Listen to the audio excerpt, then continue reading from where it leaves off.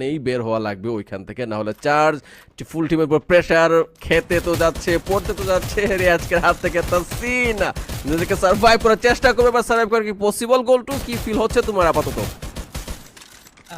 বেশ কঠিন reflex United. আমি টু বি অনেস্ট বলবো রিঙ্কু ভাই, দেখুন টিমটির অনেক পয়েন্ট প্রয়োজন এবং এরকম পয়েন্ট লাইক যখন আসলে হাংরিনেস তাদের মধ্যে, তখন আসলে এভাবে ফেসে যাওয়া এটা খুবই দুঃখজনক। তো আমি মনে করি রিফ্লেক্স ইউনাইটেড অন্তত এরকম আপার গ্রাউন্ডের ব্যাটেলে তাদের না জড়ানোটাই একটা হতে পারে। তবে বের যে হবেন সেটা আসলে কতটা সুযোগ পাবেন তারা, কারণ খুব দ্রুত হয়তো বা রিহক তাদের উপরে এগিয়ে আসতে পারে। তাসনিমকে ডাউন করবেন লং থেকে। প্লেড ভালো চেষ্টা ছিল উইনচেস্টার, এইচপি লুজ করবেন নেজাত, তবে সেটা খুব একটা ইফেক্ট ফেলেনি টিমটির উপরে বা তার উপরে। তবে লং জাম্প বেশ একেবারে চারপাশ থেকে ঘিরে ফেলার প্রচেষ্টা। আমি বলেছিলাম রিঙ্কু ভাই যে রেড হক্সের সাথে এই সিচুয়েশনে ব্যাটলে যাওয়াটা বোকামি হতে পারে। দেখুন এই মুহূর্তে ফাহিমকে হয়তো বা ডাউন করে দেওয়া হবে, বলতো না বলতেই প্লেটের আরো একটা চার্জ, ফাহিম হবে ডাউন। এইম বট, তার অবস্থাও ভালো নয়, খুব মুমূর্ষু অবস্থানে রয়েছে এই মুহূর্তে রিফ্লেক্স ইউনাইটেড। লাস্ট অ্যাথলেট এবং এইম বট চারপাশের প্রেসারটুকু আবারও কাঁদিয়ে ছেড়েছে। ব্লেন্ড একা